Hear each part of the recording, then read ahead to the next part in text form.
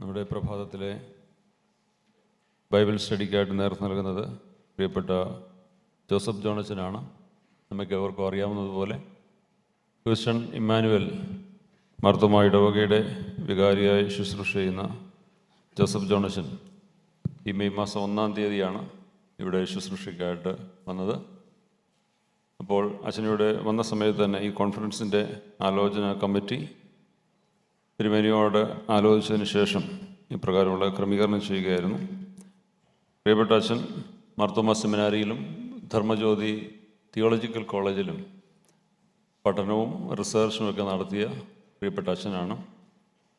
അച്ഛൻ്റെ വേദപുസ്തക വ്യാഖ്യാനവും പഠനങ്ങളുമൊക്കെ നമുക്ക് തീർച്ചയായിട്ടും ഒരു മുതൽക്കൂട്ടായിരിക്കും എന്നുള്ള യാതൊരു സംശയവുമില്ല. പ്രിയപ്പെട്ട അച്ഛൻ ഇന്ന് രാവിലത്തെ ഈ ബൈബിൾ സ്റ്റഡിക്ക് നേതൃത്വം നൽകുന്നു. നമുക്ക് വളരെ ശ്രദ്ധയോടെ ഈ വചനം കാതോർക്കാം. പ്രിയപ്പെട്ട അച്ഛനെ ബൈബിൾ സ്റ്റഡിക്കായിട്ട് സ്നേഹപൂർവ്വം ക്ഷണിക്കും. കഴിഞ്ഞിട്ട് മതി. ഓക്കെ.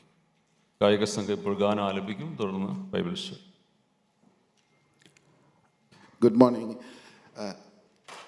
അഭിമന്യ തിരുമേനി, വേദിയിൽ ഉപേക്ഷിതരായിരിക്കുന്ന വലിയ ശ്രേഷ്ഠരെ, കടന്നു വന്നിരിക്കുന്ന എല്ലാ സഹോദരന്മാരെ, ഗുരുക്കന്മാരെ, ഈ എല്ലാവരുടെയും ഈ ബൈബിളിൽ പറഞ്ഞിരിക്കുന്ന പോലെ എൻ്റെ ഭാരമെല്ലാം നിൻ്റെ ഭാരമെല്ലാം എൻ്റെ ചുമലിലേക്ക് ഇടുക എന്ന് പറയുന്ന പോലെയാണ് ഞങ്ങളുടെ അലക്സ് അച്ഛൻ.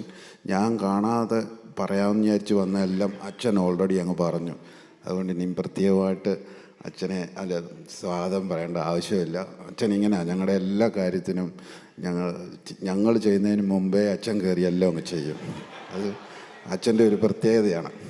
അപ്പോൾ ഈ രണ്ടാം ദിവസത്തിൻ്റെ ഈ സെഷനിലേക്ക് നമ്മുടെ റെവറൻ ജോസഫ് ജോൺ അച്ഛനെ നമുക്ക് ലഭിച്ചത് വളരെ ഒരു അനുഗ്രഹമാണ്. അച്ഛനൊരു അധ്യാപകനാണ്. അപ്പം നിങ്ങളെല്ലാവരും ഇപ്പോൾ ഇവിടിരിക്കുന്ന എല്ലാവരും സ്റ്റുഡൻസായിട്ടായിരിക്കും ഇരിക്കുന്നത് ഇവിടെ. അതുകൊണ്ട് അച്ഛനെ ഈ രണ്ടാം ദിവസത്തിലേക്ക് നമ്മുടെ കോൺഫറൻസിൻ്റെ പേരിലും Marthoma church of Dallas farmers branch യുവജന സഖ്യത്തിൻ്റെ പേരിലും അച്ഛനെ ഹാർദവമായിട്ട് സ്വാഗതം ചെയ്തുകൊള്ളുന്നു. ദൈവത്തിന് സ്തോത്രം.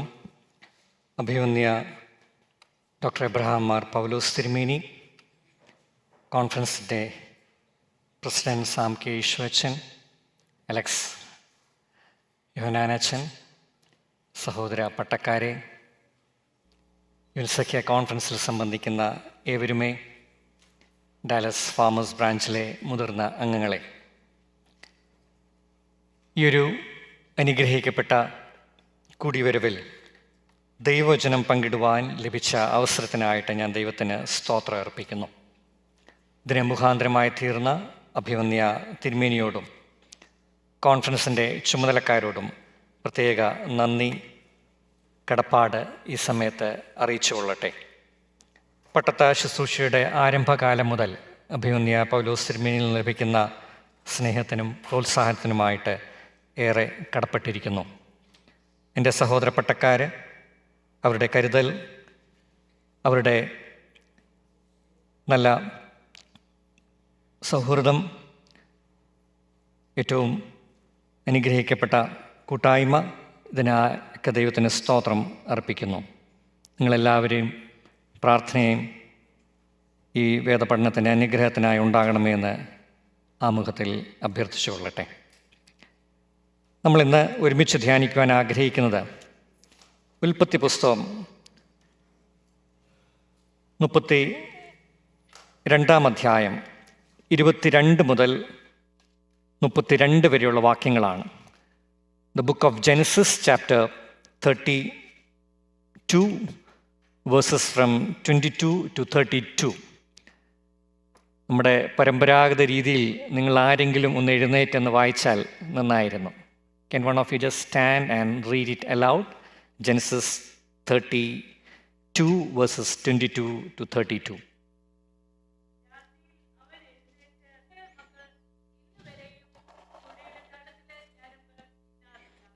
Thank you. പ്രാർത്ഥിക്കാം. ഞങ്ങളുടെ അനുദിന ജീവിതാനുഭവങ്ങൾ വ്യാപരിക്കുന്ന ദൈവിക സാന്നിധ്യത്തിനായിട്ട്, നടത്തിപ്പിനായിട്ട് ദൈവമേ നിനക്ക് സ്തോത്രം, നിനക്ക് സ്തുതി.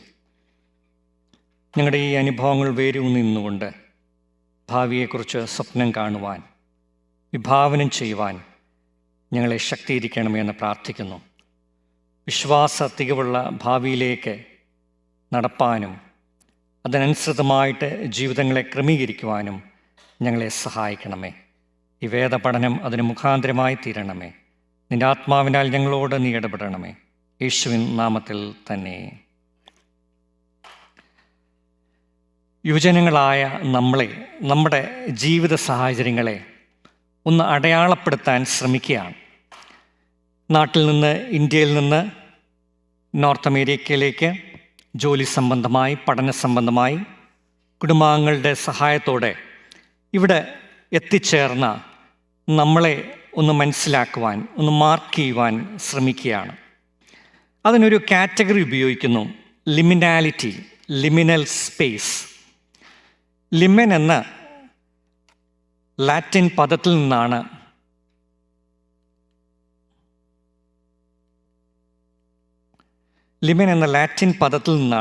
ലിമിനാലിറ്റി, ലിമിനൽ സ്പേസ് എന്നീ പ്രയോഗങ്ങളൊക്കെ ഉണ്ടായിട്ടുള്ളത്.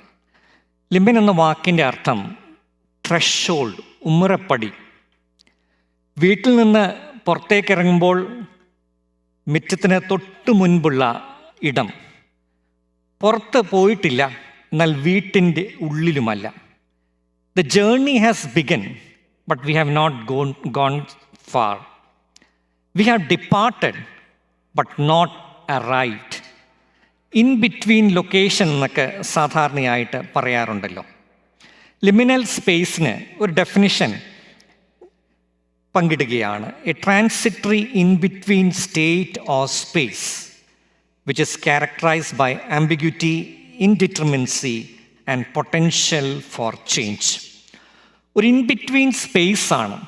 എത്തിച്ചേരേണ്ടടുത്ത് നമ്മൾ എത്തിച്ചേർന്നിട്ടില്ല, എന്നാൽ നമ്മൾ യാത്ര പുറപ്പെട്ടു എന്ന് പറയാം.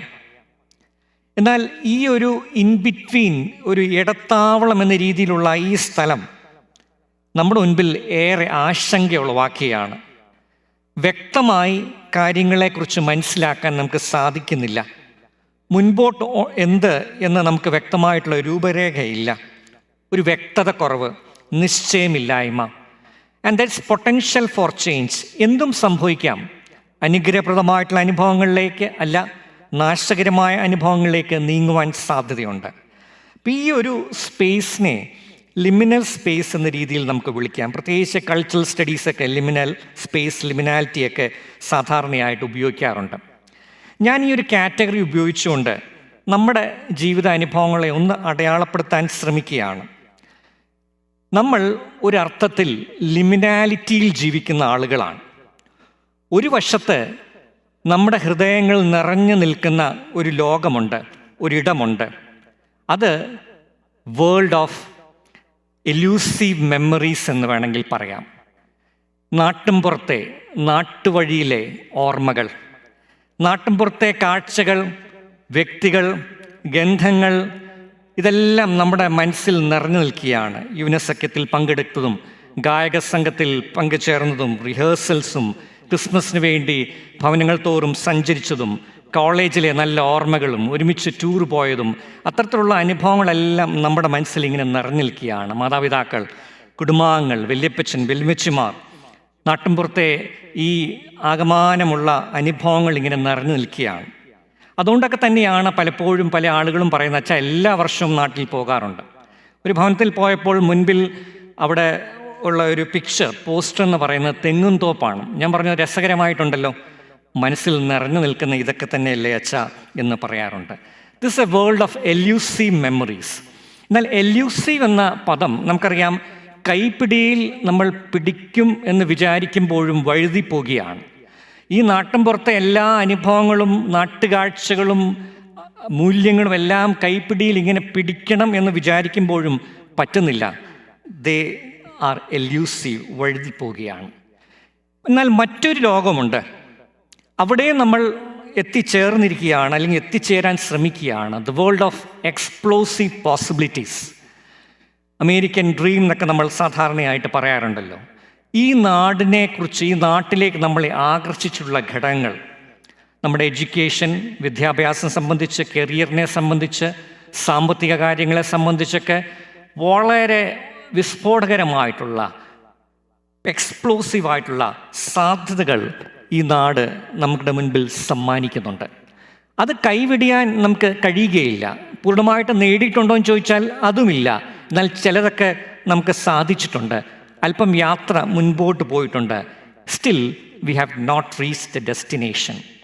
അപ്പോൾ ഈ രണ്ട് ലോകങ്ങളുടെ ഇടയിലാണ് ഒരു പക്ഷേ നമുക്ക് നമ്മളെ തന്നെ അടയാളപ്പെടുത്താൻ സാധിക്കുന്നത്. The world of elusive memories and the world of explosive possibilities. ഇതിൻ്റെ ഇടയിലുള്ള ലിമിനൽ സ്പേസ്. ഈ ലിമിനൽ സ്പേസിൽ നമ്മളായിരിക്കുമ്പോൾ മനസ്സിൽ ഒത്തിരി അനിശ്ചിതത്വങ്ങളുണ്ട്, സംശയങ്ങളുണ്ട്, ആംബിഗ്വിറ്റീസ് ഉണ്ട്. ജീവിതം ഏത് വഴിയിലേക്കാണ് മാറിപ്പോകുന്നതെന്ന് ഉറപ്പായിട്ട് പറയാൻ സാധിക്കത്തില്ല. കുറേ ചോദ്യങ്ങൾ നമ്മുടെ ഉള്ളിൽ വരികയാണ്. Is this the life that was dreaming to live? ഞാൻ സ്വപ്നം കണ്ട ഒരു ജീവിതം ഇത് തന്നെയായിരുന്നോ? Can there be ever a return to my home land and get settled? ചില ആളുകളൊക്കെ പറയാറുണ്ട്, അച്ഛാ ജോലി കഴിഞ്ഞ് നാട്ടിൽ പോകണം. അപ്പോൾ കുടുംബാംഗങ്ങൾ എല്ലാവരും സമ്മതിച്ചെന്ന് വരികയില്ല. അല്ല, ഞാൻ പോകും. ഇത് മനസ്സിലിങ്ങനെ നിറഞ്ഞു നിൽക്കുകയാണ്. ഇതിനെക്കാട്ടൊക്കെ പക്ഷേ ഗൗരവമായിട്ടുള്ള ചോദ്യം, വാട്ട് അബൌട്ട് മൈ കിഡ്സ്? ഇവിടെ യുവനസഖ്യാംഗങ്ങൾ എന്ന നിലയിൽ ഉള്ള ആളുകൾ നമുക്കറിവുള്ളതുപോലെ അബൌട്ട് 30s 40s ഉള്ള ആളുകളാണ്. മക്കൾ, ടീനേജ് പ്രായത്തിലൊക്കെ മക്കളൊക്കെ ഉള്ള ആളുകളാണ്. What about my kids? Will they imbibe the cultural, spiritual values of my forefathers and foremothers? Or will they turn up to be a very strange generation, neither Indians nor Americans? Or Americans, Indians on the outside and Americans on the inside? അപ്പോൾ ഇത്തരത്തിലുള്ള ചോദ്യങ്ങൾ, പുതിയ തലമുറയെക്കുറിച്ചുള്ള ചോദ്യങ്ങൾ നമ്മുടെ മനസ്സിൽ നിറഞ്ഞു നിൽക്കുകയാണ്. ഈ ലിമിനൽ സ്പേസിൽ, a space where ambiguity, indeterminacy and lot of questions prevail upon our minds. ഈ ഒരു കോണ്ടെക്സ്റ്റിൽ നിന്നുകൊണ്ട്, പശ്ചാത്തലത്തിൽ നിന്നുകൊണ്ട് ഈ വേദഭാഗത്തെ നമ്മളൊന്ന് പഠിക്കുവാൻ, നമ്മുടെ ജീവിതത്തോട് ചേർത്ത്, നമ്മുടെ അനുഭവങ്ങളോട് ചേർത്ത് ഒന്ന് പഠിക്കാൻ ശ്രമിക്കുകയാണ്. ഞാൻ ഇതിനെ കൊടുക്കുവാൻ ആഗ്രഹിക്കുന്ന തലക്കെട്ട്, ഗ്ലിംസിങ് അറ്റ് ദ ഫ്യൂച്ചർ. നമ്മുടെ സ്വന്തം ഭാവി, glimpsing at our own future through the Peniel lens. Peniel സംഭവം നമ്മുടെ മുൻപിൽ ഒരു ലെൻസായിട്ട് നമുക്ക് വേണമെങ്കിൽ കാണാം. പെനിയേൽ ലെൻസിലൂടെ ഈ വേദഭാഗത്തെ, നമ്മുടെ ഭാവിയെ ഒന്ന് നോക്കിക്കാണുവാൻ ശ്രമിക്കുകയാണ്. എന്നാൽ ഇവിടെ ഒരു ഡിസ്ക്ലെയിമർ ഉണ്ട്. എന്താണ്? പെനിയേൽ ലെൻസ് അത്രമാത്രം സുതാര്യമല്ല, ട്രാൻസ്പെറൻ്റ് അല്ല, ക്ലിയർ അല്ല. പെനിയേൽ ലെൻസ് നമ്മൾ മൂടൽ മഞ്ഞിൽ കാര്യങ്ങൾ നോക്കിക്കാണുവാൻ, റോഡിൻ്റെ അപ്പുറത്തേക്ക്, വയലിൻ്റെ അപ്പുറത്തേക്ക് നോക്കിക്കാണാൻ ശ്രമിക്കുന്ന പോലെയുള്ള അവസ്ഥയാണ്. എല്ലാം വ്യക്തമായി കാണാൻ കഴിയുകയില്ല. എന്നാൽ പൂർണ്ണമായിട്ട് അന്ധകാരമാണോ എന്ന് ചോദിച്ചാൽ അങ്ങനെയുമല്ല, ചിലതൊക്കെ കാണാം. അപ്പം പെനിയേൽ ലെൻസിലൂടെ നമ്മൾ നോക്കിക്കാണാൻ ശ്രമിക്കുമ്പോൾ കുറേ അവ്യക്തതകളുണ്ട്. എന്നാൽ ചില അനുഗ്രഹിക്കപ്പെട്ട ഉൾക്കാഴ്ചകൾ നമുക്ക് ലഭിക്കുകയാണ്. Peniel incident, the whole of the Peniel incident as we read is shrouded in mystery. യാക്കോബിനോടൊപ്പം മല്ലിട്ട ആ stranger, the mid night stranger ആരായിരുന്നു? ദൈവം തന്നെ ആയിരുന്നോ? അല്ല, ദൈവത്തിനൊരു മനുഷ്യരൂപം എടുത്ത് മനുഷ്യനോട് മല്ലിടുവാനുള്ള കാര്യം എന്താണ്? ഒരു മനുഷ്യനെ ദൈവത്തോട് മല്ലിട്ട് അവന് ജീവിച്ചിരിക്കുവാൻ സാധിക്കുമോ? അല്ല, ഇവിടെ ഒരു മല്ലിടിൽ അത്തരത്തിലുള്ള അനുഭവത്തിൻ്റെ ആവശ്യകത എന്താണ്? എല്ലാ ചോദ്യങ്ങൾക്കും ഉത്തരമില്ല. എന്നിരുന്നാലും ഈ വേദഭാഗം നമ്മളെ വല്ലാതെ ആകർഷിക്കുകയാണ്, പിടിക്കുകയാണ്. It is so compelling, so fascinating. ഇത് നമുക്ക് അങ്ങനെ വിട്ട് മാറിപ്പോവാൻ സാധിക്കത്തില്ല. ഇതെങ്ങനെയൊക്കെയോ നമ്മളോട് സംസാരിക്കുകയാണ്. Does it mirror my own story? ഇത് എൻ്റെ തന്നെ ജീവിത കഥയാണോ? Can I place myself in Jacob's shoes? ഇത്തരത്തിലുള്ള ചില കമ്പല്ലിംഗ് ആയിട്ടുള്ള ചില അനുഭവങ്ങൾ ഈ വേദഭാഗം വായിക്കുമ്പോൾ നമുക്ക് ലഭിക്കുകയാണ്. യാക്കോബ് ഒരു ലിമിനൽ എക്സ്പീരിയൻസിലൂടെയാണ് കടന്നു പോകുന്നത്. ഒരർത്ഥത്തിൽ അങ്ങനെ ആകുന്നു എന്ന് നമുക്ക് പറയാൻ സാധിക്കും. അവൻ ഭവനം വിട്ടുപോയി. ഇപ്പോൾ ഇതാ ലാബാന്റെ ഭവനത്തിൽ നിന്ന് ഇറങ്ങി തിരിച്ചിരിക്കുകയാണ്. But he has not reached the destination. In between സ്പേസിൽ ആണ്. ഇവിടെ അവൻ്റെ മനസ്സിൽ നിറയെ ആശങ്കകളാണ്. Indeterminacy, ambiguity, what is going to happen in the future. അവന് വ്യക്തതയില്ല. അപ്പോൾ ഒരർത്ഥത്തിൽ Peniel is a site of liminality, a threshold of new possibilities. Jacob could be destroyed, Jacob could be blessed, and a new history would be born. Jacob could be saved, and generations after him would be saved. അപ്പം Peniel അത്തരത്തിലൊരു space of site of ലിമിനാലിറ്റിയാണ്. ഈ liminal space ഭാവിയിലേക്ക് നമ്മളെ ചില കാര്യങ്ങൾ ചൂണ്ടിക്കാണിക്കുകയാണ്. ഈ Peniel ലെൻസിലൂടെ ചില കാര്യങ്ങൾ, ചില കാഴ്ചകൾ നമുക്ക് ലഭിക്കുകയാണ്. ഈ കാഴ്ചകളിലേക്കാണ് മുൻപോട്ട് നമുക്ക് ഒരുമിച്ച് പോകുവാനും ധ്യാനിക്കുവാനും ആഗ്രഹിക്കുന്നത്. Peniel lens offers us certain sights, certain experience that would be really insightful for us as we envision a new future. 3 കാഴ്ചകൾ. ഒന്ന്, solitude.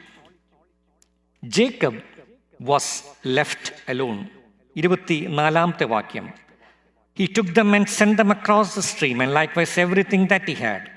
Jacob was left alone. ഇവിടെ ഇതാ ഒരു മനുഷ്യൻ തനിയെ ശേഷിക്കുന്നു, ഏകനായി കഴിയുകയാണ്. Left alone. പെനിയേൽ ലെൻസിലൂടെ നമ്മൾ കാണുന്ന ആദ്യത്തെ ഒരു കാഴ്ച ഏകനായി ഇൻസോളിറ്റ്യൂഡിൽ കഴിയുന്ന ഒരു മനുഷ്യനെയാണ്, യാക്കോബിനെയാണ്. യാക്കോബ് ഒരു ധ്യാന ഗുരു ഒന്നുമല്ല, ഒരു സന്യാസിയോ ഒരു ഫിലോസഫറോ ഒന്നുമല്ല, അല്പസമയം മാറി നിന്ന് ചിന്തിക്കുവാൻ വേണ്ടി ധ്യാനിക്കാൻ വേണ്ടി തിരഞ്ഞെടുത്ത ആളല്ല. പിന്നെയോ അവൻ്റെ ജീവിത സാഹചര്യങ്ങൾ അത്തരത്തിൽ തനിയെ ശേഷിക്കുവാൻ തക്കോണം, തനിയെ മാറി പോകുവാൻ തക്കോണം അവനെ നിർബന്ധിക്കുകയാണ്. 20 വർഷമായി യാക്കോബ് തൻ്റെ പിതാവിൻ്റെ ഭവനം വിട്ടിട്ട്. ആ കഥകളൊക്കെ നമുക്ക് നന്നായിട്ട് അറിയാമല്ലോ. ആ സമയത്ത് യാക്കോബിൻ്റെ ജീവിതത്തെ മുൻപോട്ട് നയിച്ച ഒരു ദർശനമുണ്ട്. എന്താണ്? I and only I deserve the best, and I will see that I will get it at any cost, by fraud, trickery, by any means. I will see that I deserve the best. പിതാവിൻ്റെ അനുഗ്രഹം, ജ്യേഷ്ഠാവകാശം, അങ്ങനെ തനിക്ക് ഏറ്റവും ശ്രേഷ്ഠമായിട്ട് തോന്നുന്നതെല്ലാം താൻ തനിക്ക് വേണ്ടി നേടുകയാണ്. ഏത് വഴിയും ഉപയോഗിച്ച് നേടുകയാണ്. യാക്കോബിനെ ഭരിക്കുന്നത് തൻ്റെ മോഹങ്ങളാണ്, തൻ്റെ ഡിസയേഴ്സാണ്. അതോട് ചേർന്ന് സംഭവിക്കുകയാണ് സിബ്ലിംഗ് റൈവലറി. ഏശാവുമായിട്ടുള്ള ആ കോൺഫ്ലിക്റ്റ് അന്നു മുതൽ ആരംഭിക്കുകയാണ്. യാക്കോബിൻ്റെ ജീവിതം മുൻപോട്ട് പോകുന്നു. ലാബാൻ്റെ ഭവനം, നമുക്ക് കഥയൊക്കെ നന്നായിട്ട് അറിയാമല്ലോ. ഒരുപക്ഷെ ഒരു സസ്പെൻസ് ത്രില്ലർ മൂവിയെ വെല്ലുന്ന സംഭവങ്ങളാണ് ലാബാൻ്റെ ഭവനത്തിൽ യാക്കോബുമായിട്ടുള്ള ബന്ധത്തിൽ നടക്കുന്നത്. There is romance. പെഹലി നജർ മേ പെഹല പ്യാർ ഹോ ഗയാ. 2 ഭാര്യമാർ, സമ്പാദ്യം ഇങ്ങനെ കൂട്ടുകയാണ്. എങ്ങനെയാണ് ബിൽഡപ്പ് ചെയ്യുന്നത്, ഫൈനാൻഷ്യൽ ഇൻവെസ്റ്റ്മെൻറ്റ്, അതെങ്ങനെയാണ് മുൻപോട്ട് പോകേണ്ടത് എന്നതിനെക്കുറിച്ച് തീവ്രമായിട്ടുള്ള ഗവേഷണമാണ്. There is competition. എന്നാൽ അതോടൊപ്പം തന്നെ ദുഃഖങ്ങളുണ്ട്, കുടുംബത്തിൻ്റെ ഉള്ളിൽ ഫ്രാഗ്മെൻറ്റേഷനുണ്ട്. യാക്കോബ് തിരിച്ചറിയുകയാണ് ലാബാൻ്റെ ഭവനത്തിൽ തൻ്റെ ജീവിതവും തൻ്റെ സമ്പാദ്യങ്ങളും തൻ്റെ ആഗ്രഹങ്ങൾ, അതിൻ്റെ പൂർത്തീകരണം ഒക്കെ തന്നെ അവിടെ അധികം നാൾ പിടിച്ചു നിർത്തുവാൻ തക്കോണം പര്യാപ്തമല്ല. തൻ്റെ ഉള്ളിൽ അവൻ തിരിച്ചറിയുകയാണ് there is meaninglessness, there is something more I need to gain. അവൻ യാത്ര പുറപ്പെടുകയാണ്. അവൻ യാത്ര പുറപ്പെടുമ്പോൾ അവനറിയാം ഭവനത്തിൽ അങ്ങനെ വളരെ ക്ഷേമമായ, സുരക്ഷിതമായ, സമാധാനമായി എത്തിച്ചേരുവാൻ സാധിക്കത്തില്ല. തൻ്റെ ജ്യേഷ്ഠൻ ഒരുപക്ഷെ തന്നോടുള്ള ശത്രുത അത് തീർക്കുവാൻ തക്കവണ്ണം ശ്രമിക്കുന്നുണ്ടാവും. 32-ാം അധ്യായം 3-ാം വാക്യത്തിൽ നമ്മൾ കാണുന്നു യാക്കോബ് ജ്യേഷ്ഠൻ്റെ അടുത്ത് താൻ എത്തിച്ചേരുന്നു എന്നുള്ള സന്ദേശം അറിയിക്കുകയാണ്. എന്നാൽ ആ സമയത്ത് ഉള്ള പ്രതികരണം എന്ന് പറയുന്നത് 32-ാം അധ്യായം 7-ാം വാക്യം, ഏശാവ് അവനെ കാണുവാൻ 400 ആളുകളുമായിട്ട് പുറപ്പെടുന്നു. 7-ാം വാക്യത്തിൽ ഇങ്ങനെ വായിക്കുന്നു, Then Jacob was greatly afraid and distressed. ഏറെ ഭയപ്പെടുകയാണ്. ഭവനത്തിൽ നിന്ന് ഇറങ്ങി, എന്നാൽ എത്തിച്ചേരുവാൻ സാധിക്കുന്നില്ല. Ambiguity, distress, confusion. തുടർന്ന് യാക്കോബിൻ്റെ പദ്ധതികളൊക്കെ നമ്മൾ ധാരാളം വായിച്ചിട്ടുണ്ട്. തൻ്റെ പാർട്ടിയെ രണ്ടായിട്ട് വിഭജിക്കുന്നു, അങ്ങനെ മുൻപോട്ട് പോകുന്നു. ജ്യേഷ്ഠന് സമ്മാനങ്ങൾ കൊടുക്കുവാൻ തക്കവണ്ണം ക്രമീകരണങ്ങൾ ചെയ്യുന്നു. അവസാനം നമ്മൾ കാണുകയാണ് 32-ാം അധ്യായം 22-ാം വാക്യം, തൻ്റെ 2 ഭാര്യമാരെയും ദാസിമാരെയും മക്കളെയും ഒക്കെ മുൻപോട്ട് യാബോക്ക് കടവിനപ്പുറത്തേക്ക് പറഞ്ഞു വിടുകയാണ്. And he remains alone. He remains in solitude. എന്നാൽ ഈ ഒരു സോളിറ്റ്യൂഡിൻ്റെ അനുഭവമാണ് യാക്കോബിനെ സംബന്ധിച്ച് അവൻ്റെ ജീവിതത്തെ മാറ്റിമറിച്ചത്. That was a great upheaval, transformation in his life. It is this solitude that gives shape to Jacob's future and the future of the whole Israel. എന്താണ് സോളിറ്റ്യൂഡ്? ലോൺലിനെസ് അല്ല. Loneliness is the negation of the other and the self. തന്നെ മറ്റുള്ളവരെ negate ചെയ്യുന്നിടത്താണ് loneliness സംഭവിക്കുന്നത്. എന്നാൽ solitude അങ്ങനെയല്ല. Solitude is the affirmation of the self in the presence of God. Solitude is the recognition of who am I in the presence of God. നമ്മൾ ഏറ്റവും ഭയപ്പെടുന്നത് എന്താണ്? എന്തിനെയാണ്? ആരെയാണ്? ഏത് സാഹചര്യത്തെയാണ്? പലപ്പോഴും തനിയെ ആയിരിക്കുകയാണ് എന്നതാണ് നമ്മളെ സംബന്ധിച്ച് ഭയമുളവാക്കുന്ന കാര്യം. To be alone. It is in our aloneness that we confront our own selves, that we confront God's gentle voice speaking to us. നമുക്കത് ഭയമാണ്. It is aloneness that strikes fear in the heart of bravest of us എന്ന് ഞാൻ വായിക്കുകയുണ്ടായി. It is aloneness that strikes the fear in the heart of the bravest of us.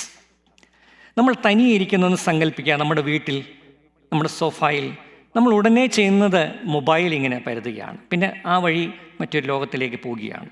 ഈ mobile കിട്ടിയില്ലെങ്കിൽ എന്താണ്? T വിയുടെ remote. We cannot confront our own selves. Somehow we want to escape. യുവനസഖ്യാംഗങ്ങളെയൊക്കെ ക്യാമ്പിനൊക്കെ കൊണ്ടുപോയ അനുഭവങ്ങളൊക്കെ നമുക്ക് എല്ലാവർക്കും ഉണ്ടല്ലോ, അല്ലെങ്കിൽ അവരോടൊപ്പം യാത്ര ചെയ്ത അനുഭവങ്ങളുണ്ടല്ലോ. പ്രത്യേകിച്ച് നാട്ടിൻപുറത്തൊക്കെ ക്യാമ്പ് സെൻറ്റേഴ്സൊക്കെ പലപ്പോഴും അല്പം മാറിയ ഇടങ്ങളിലായിരിക്കാം. ഇപ്പോൾ ഈ കുഞ്ഞുങ്ങൾ ഈ ക്യാമ്പ് സെൻറ്ററിൽ വന്ന് അവരുടെ ബാഗ്സൊക്കെ വെച്ച് കഴിഞ്ഞിട്ട് അവർ വന്ന് അന്വേഷിക്കുന്ന ഒരു കാര്യമുണ്ട്. എന്താണെന്നറിയാമോ? ഡോമെട്രീസ് എങ്ങനെ ഉണ്ടായിരുന്നു എന്നല്ല, റെസ്റ്റ് റൂംസ് എങ്ങനെ ഉണ്ടായിരുന്നു എന്നല്ല, ഭക്ഷണം, മെനു, അതൊന്നും അവർ അന്വേഷിക്കത്തില്ല. ഒരു ചോദ്യം. എന്താണ് ചോദ്യം? $1 million ക്വസ്റ്റ്യൻ. അച്ഛാ, റേഞ്ച് കിട്ടുന്നില്ലല്ലോ. റേഞ്ച് ഇവിടെ ഉണ്ടോ? കാരണം we don't care about food, drinks or anything. അതില്ലെങ്കിലും കുഴപ്പമില്ല, റേഞ്ച് കിട്ടുന്നില്ലല്ലോ. അതില്ലാതെ പറ്റുന്നില്ല. ക്യാമ്പും മറ്റുമൊക്കെ റിട്രീറ്റ്സ് ആണ്, നമ്മളിലേക്ക് നോക്കുവാൻ സഹായിക്കുന്ന ചില മുഖാന്തരങ്ങളാണ്. എന്നാലും വി ഫിയർ ദാറ്റ്. പേടിയാണ്. നമ്മുടെ നാട്ടിൽ കേരളത്തിൽ അങ്ങ് തിരുവനന്തപുരം മുതൽ കാസർഗോഡ് വരെ നമ്മൾ യാത്ര ചെയ്യുമ്പോൾ നമുക്ക് കാണാവുന്ന ഒരു ബോർഡാണ് ഓക്സിജൻ എന്ന ഷോപ്പിൻ്റെ ബോർഡ്. ഓക്സിജൻ ഈ അടുത്ത കാലത്ത് വളരെ പ്രചാരം ലഭിച്ച ഒരു ചെയിൻ ഓഫ് സ്റ്റോഴ്സാണ്. ഇലക്ട്രോണിക് ഡിവൈസസ്, മൊബൈൽ, ലാപ്ടോപ്പ്, ഇത്തരത്തിലുള്ള കാര്യങ്ങളാണ് ഓക്സിജനിൽ വിൽപ്പന ചെയ്യുന്നത്. അപ്പോൾ ഞാൻ ചിന്തിക്കുകയുണ്ടായി, ഈ കടയ്ക്ക് ഓക്സിജൻ എന്ന പേര് കൊടുക്കുവാൻ കാരണം എന്താണ്? മെഡിക്കൽ സപ്ലൈ അത്തരത്തിലുള്ള കാര്യങ്ങളൊന്നും അല്ലല്ലോ. ഓക്സിജൻ എന്ന പേര് കൊടുക്കാനുള്ള കാരണം എന്താണ്? അപ്പോൾ നമ്മുടെ ഒരു യുവജന് ഒരാളോട് ചോദിച്ചു, വൈ, ഇങ്ങനെ എന്തുകൊണ്ടാണ് ഓക്സിജൻ? അപ്പം ഞാൻ ഈ ചോദ്യം ചോദിക്കുമ്പോൾ എന്നെ ഇങ്ങനെ നോക്കിയാണ്, ഇതൊന്നും അറിയാതെയാണോ ഇങ്ങനെ നടക്കുന്ന എന്ന അർത്ഥത്തിൽ ഇങ്ങനെ ചോദിക്കുകയാണ്. അപ്പം അദ്ദേഹം പറയുന്ന മറുപടി ഇങ്ങനെയാണ്: ജീവവായു പോലെയാണ് ഇവിടെ വിൽക്കുന്ന ഓരോ ഡിവൈസസ്. ജീവവായു ഇല്ലെങ്കിൽ ഒരു നിമിഷം നമുക്ക് നിൽക്കാൻ സാധിക്കത്തില്ല. ഈ മൊബൈലും അതിലൂടെ ലഭിക്കുന്ന സേവനങ്ങളും ഇലക്ട്രോണിക് ഗാഡ്ജറ്റ്സും, it's more than oxygen for us. എത്ര ബുദ്ധിയോടെ ആണ് കടകൾക്കും മറ്റുമൊക്കെ അവർ പേരിടുന്നത്. നമ്മൾ ഓർക്കേണ്ടത്, it is not when we engage in hectic activity, but during time of solitude that we confront our own selves, that we confront God and future is built. ഭാവി നിർമ്മിക്കപ്പെടുന്നത് ഒത്തിരി ആളുകൾ ഒരുമിച്ച് ചേർന്ന കുറേ കമ്മിറ്റികൾ ചർച്ച ചെയ്യുമ്പോഴല്ല, പിന്നെയോ അതൊക്കെ ആവശ്യമായിരിക്കാം. എന്നാൽ നമ്മൾ നമ്മളെ തന്നെയും ദൈവത്തെയും തിരിച്ചറിഞ്ഞ് നമ്മുടെ മുൻപോട്ടുള്ള ആഗ്രഹങ്ങളെ, സ്വപ്നങ്ങളെ ദൈവത്തോട് ചേർന്ന് നമ്മൾ വിഭാവനം ചെയ്യുമ്പോഴാണ് ഭാവി, വിശ്വാസപൂർണമായിട്ടുള്ള ഭാവി നിർമ്മിക്കപ്പെടുന്നത് എന്ന് ഓർക്കേണ്ടത് ആവശ്യമാണ്. ഒരു പ്രാർത്ഥന പങ്കിടുകയാണ്. Slow me down, Lord. Ease the pounding of my heart by the quickening of my mind. Steady my hurried pace with a vision of the eternal march of time. Slow me down, Lord. Ease the pounding of my heart by the quickening of my mind. Steady my hurried pace with a vision of the eternal march of time. നമ്മുടെ സ്വന്തം VM Mathew അച്ഛൻ, മാരാമൺകാരൻ അച്ഛൻ, കഴിഞ്ഞ വർഷം നമ്മളൊന്ന് മാറിപ്പോയല്ലോ. അച്ഛൻ്റെ പാട്ടാണ് N മനമേ നീ വീണ്ടും ശാന്തമായിരിക്കുക. ഇന്ന് ഗായകസംഘം പാടിയ പാട്ടാണ്.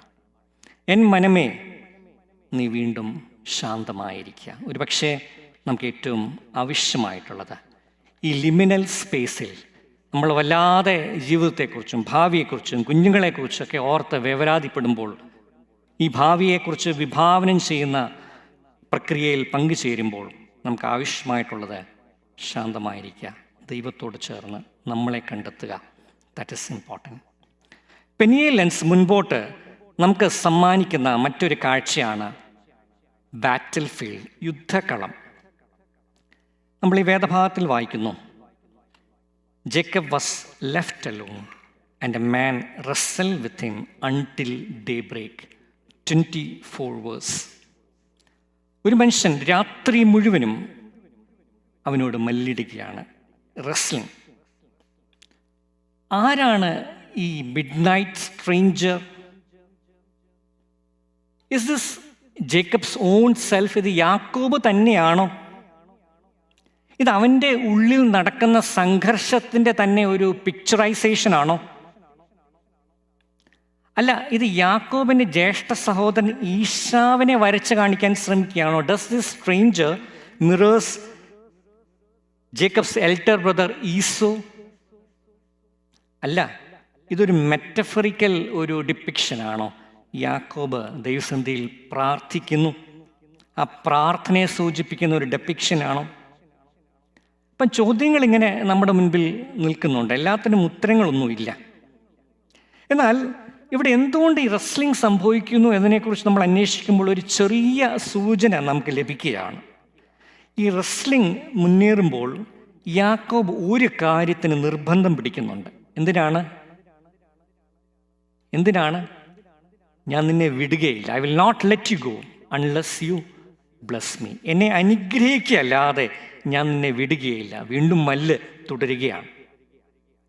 എന്നാൽ ഇവിടെ യാക്കോബ് എന്ത് തരം അനുഗ്രഹമാണ് ചോദിക്കുന്നത്?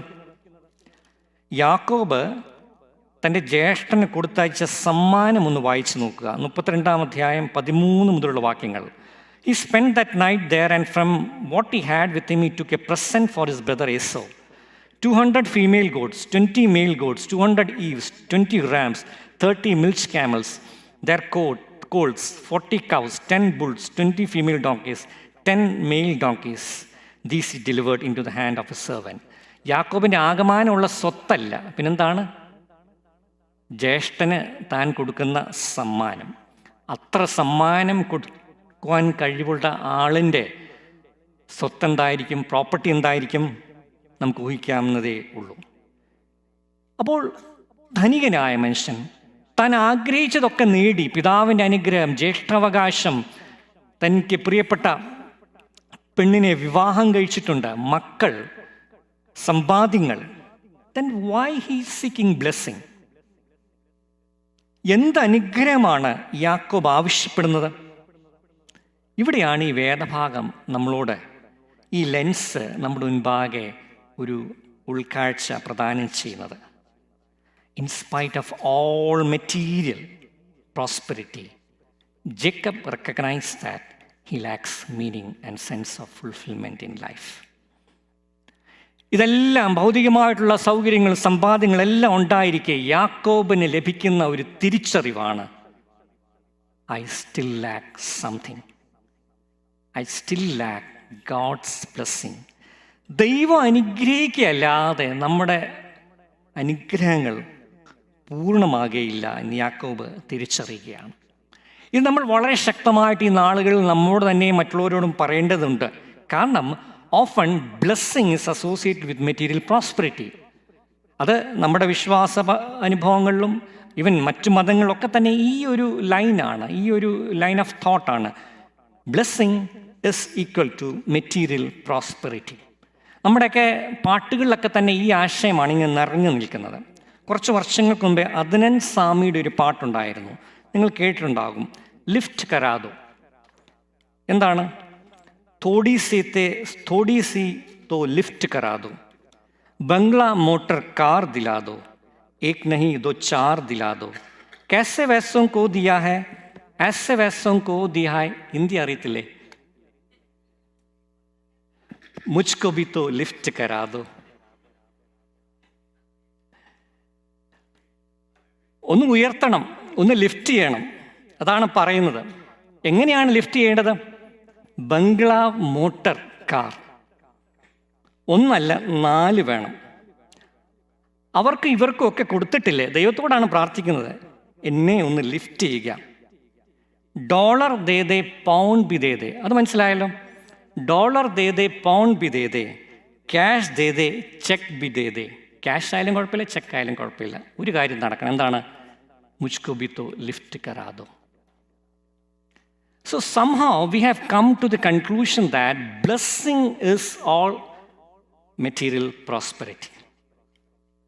എന്നാൽ യാക്കോബ് ഈ പെനിയേലിൻ്റെ കാഴ്ച നമ്മളെ ഓർമ്മിപ്പിക്കുകയാണ്, it's much more than that.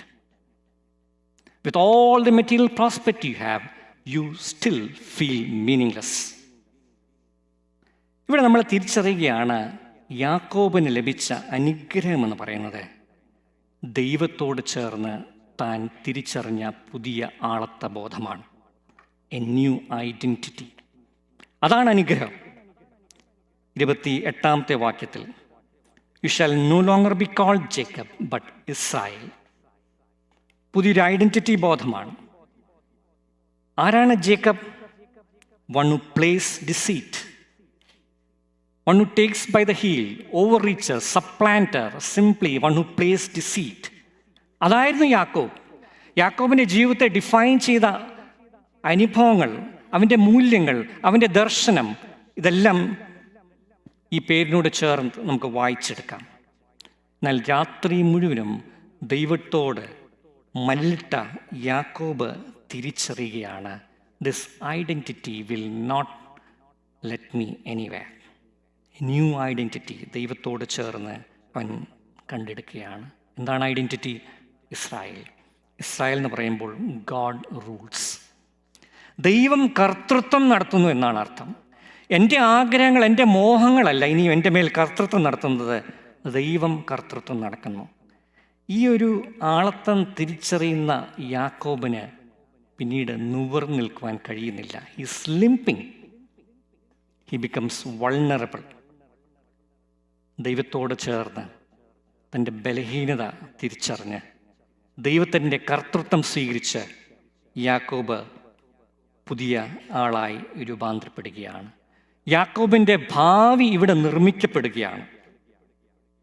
Future is made ready when we are ready to fight the battle, not to gain material prosperity but to gain blessings that surpasses all material prosperity. It is all about a new identity that only God can give. A new identity marked by God. ഇതാണ് യുദ്ധക്കളത്തിൽ സംഭവിക്കുന്നത്. യുദ്ധക്കളം നമ്മുടെ മുൻപിൽ ഒരുക്കുന്ന കാഴ്ച ഇതാണ്. യാക്കോബ് ഇസ്രായേലായി തീരുന്ന അനുഗ്രഹിക്കപ്പെട്ട കാഴ്ച. ഭാവി ഇവിടെയാണ് നിർമ്മിക്കപ്പെടുന്നത്. 3-ാമത്തെ കാഴ്ച, പെനിയേൽ ലെൻസിലൂടെ ഭാവി അനുഭവങ്ങളെ നോക്കിക്കാണാൻ ശ്രമിക്കുകയാണ്. സൺറൈസ്, സൂര്യോദയം. 31-ാം വാക്യം, പെനിയേൽ ലെൻസ് നമ്മുടെ മുൻപാകെ ഒരുക്കുന്ന കാഴ്ച. The sun rose upon him as he passed Peniel, limping because of his hip. The sun rose upon him. ഒരുവൻ്റെ മേൽ സൂര്യൻ ഉദിക്കുകയാണ്. ആരുടെ മേലാണ് സൂര്യൻ ഉദിക്കുന്നത്? 30-ാം വാക്യത്തിൽ യാക്കോബ് തന്നെ പറയുന്നുണ്ടല്ലോ, I have seen God face to face. ദൈവത്തെ മുഖാമുഖമായി കണ്ടവൻ്റെ മേലാണ് സൂര്യൻ ഉദിക്കുന്നത്. ദൈവത്തോട് ചേർന്ന് പുതിയ ആളത്തബോധം തിരിച്ചറിഞ്ഞവൻ്റെ മേലിലാണ് സൂര്യൻ ഉദിക്കുന്നത്. അവിടെയാണ് പ്രഭാതം സാധ്യമായി തീരുന്നത്. അവിടെയാണ് അന്ധകാരമില്ലാതെയായിത്തീരുന്നത്. പെനിയേൽ ലെൻസ് നമ്മുടെ മുൻപിൽ ഒരുക്കുന്ന കാഴ്ചയാണ് സൂര്യോദയത്തിൻ്റെ അനുഗ്രഹിക്കപ്പെട്ട കാഴ്ച. എന്നാൽ ഇവിടെ ഈ സൂര്യോദയത്തിൻ്റെ അനുഭവം പെനിയേലിൽ അവസാനിക്കുന്നില്ല. ഇവിടെ മുൻപോട്ട് വീണ്ടും പ്രയാണമുണ്ട്. ആ പ്രയാണം ഒരുപക്ഷെ അടുത്ത അധ്യായത്തിലാണ് നമുക്ക് കാണുവാൻ സാധിക്കുന്നത്. 33-ാം അധ്യായം 10-ാം വാക്യം. Jacob said, "No, please, if I find favor with you, then accept my present from my hand. For truly to see your face is like seeing the face of God." ആരെക്കുറിച്ചാണ് പറയുന്നത്? യേശാവിനെ കുറിച്ചാണ് പറയുന്നത്. നിന്റെ മുഖം കാണുന്നത് ദൈവത്തിൻ്റെ മുഖം കണ്ടതുപോലെയാണ്. അപ്പോൾ യാക്കോബിൻ്റെ ജീവിതത്തിൽ സംഭവിക്കുന്ന ഒരു പ്രയാണം എന്താണ്? പെനിയേൽ. പെനിയേൽ എന്ന് പറയുമ്പോൾ ദൈവത്തിൻ്റെ മുഖം. പെനിയേൽ ടു പെനി ഈസോ, യേശാവിൻ്റെ മുഖം. ദൈവത്തിൻ്റെ മുഖത്തിൽ നിന്ന് യേശാവിൻ്റെ മുഖത്തിലേക്കുള്ള പ്രയാണത്തിലാണ് ഈ സൂര്യോദയം അതിൻ്റെ പൂർണ്ണതയിൽ നമ്മുടെ മുൻപാകെ ദൃശ്യമാകുന്നത്. The journey from Peniel to Peniel.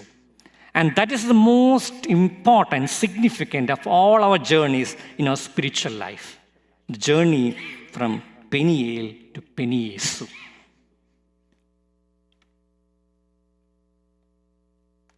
യാത്രകൾ പെനിയേൽ നിന്ന് ഈശോയിലേക്കുള്ള യാത്രകൾ സാധ്യമാകുന്നിടത്താണ് വിശ്വാസ തികവുള്ള ഭാവി രൂപപ്പെടുന്നത്. അപരൻ്റെ മുഖം ദൈവത്തിൻ്റെ മുഖമായി കാണുന്നിടത്ത് ആണ് വിശ്വാസ തികവുള്ള ഭാവി രൂപപ്പെടുന്നത്. അവിടെയാണ് സൂര്യോദയം അതിൻ്റെ പൂർണ്ണതയിൽ ദൃശ്യമാകുന്നത്. പെനിയേൽ ടു പെനി ഈസോ. സഹോദരൻ്റെ മുഖത്ത് ദൈവമുഖത്തിൻ്റെ തേജസ് കാണുവാനും തിരിച്ചറിയുവാനും ആഘോഷിക്കുവാനും സാധ്യമാകുന്നിടത്താണ് വിശ്വാസ തികവുള്ള ഭാവിയെക്കുറിച്ച് നമുക്ക് സ്വപ്നം കാണുവാനും വിഭാവനം ചെയ്യുവാനും സാധിക്കുന്നത് എന്ന് ഓർക്കുക. പ്രിയമുള്ളവരെ, Peniel a site of liminality, in between സ്പേസാണ്. ഈ ഇൻ ബിറ്റ്വീൻ സ്പേസിനെ നമ്മൾ ഈ സ്പേസിൽ നിന്നുകൊണ്ട് നമ്മൾ പെനിയേൽ ലെൻസ് ഉപയോഗിച്ച് ഭാവിയെ നോക്കിക്കാണുവാനൊരു ശ്രമമാണ് നടത്തിയത്. ഈ കാഴ്ചയിൽ 3 പ്രധാനപ്പെട്ട കാര്യങ്ങൾ നമ്മൾ മനസ്സിലാക്കുവാൻ കാണുവാൻ ശ്രമിച്ചു. 1 സോളിറ്റ്യൂഡ്, 2 ബാറ്റിൽ ഫീൽഡ്, 3 സൺറൈസ്.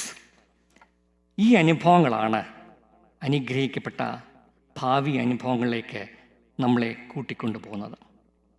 ഇവിടെ നമ്മുടെ മുൻപിൽ ചില ചോദ്യങ്ങൾ അവശേഷിക്കുന്നുണ്ട്. What does Peniel experience mean to us? What does it speak about our own liminality? What is the kind of future that we envision? ഈ ഉത്തരങ്ങൾ നമ്മൾ മുൻപോട്ട് അന്വേഷിക്കേണ്ടിയിരിക്കുന്നു.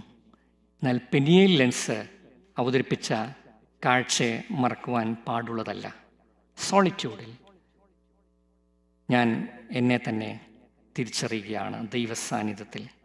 അവിടെയാണ് ഭാവി നിർമ്മിക്കപ്പെടുന്നത്. ഇൻ ദ ബാറ്റിൽ ഫീൽഡ്, യുദ്ധക്കളത്തിൽ ദൈവത്തോട് അടിച്ചുകൊണ്ട് ഞാൻ പുതിയ ആളത്തബോധം സ്വീകരിക്കുകയാണ്. അത് മെറ്റീരിയൽ പ്രോസ്പെരിറ്റിയിൽ വേരൂന്നിയ ആളത്തബോധമല്ല, ദൈവത്തിൻ്റെ കർത്തൃത്വം സ്വീകരിക്കുന്ന ആളത്തബോധമാണ്. പെനിയേൽ ലെൻസ് മുൻപോട്ട് വെക്കുന്ന കാഴ്ച സൂര്യോദയത്തിൻ്റെ കാഴ്ചയാണ്. അതിൻ്റെ സഹോദരൻ്റെ മുഖത്ത് ദൈവ തേജസ് കാണുന്നിടത്താണ് വീണ്ടും ഭാവിയെക്കുറിച്ചുള്ള സ്വപ്നങ്ങൾ രൂപപ്പെടുന്നത്. അത്തരത്തിലുള്ള അനുഗ്രഹിക്കപ്പെട്ട ഭാവി അനുഭവങ്ങളിലേക്ക് പ്രവേശിപ്പാൻ ദൈവം നമുക്ക് കൃപ ചെയ്യട്ടെ. Thank you.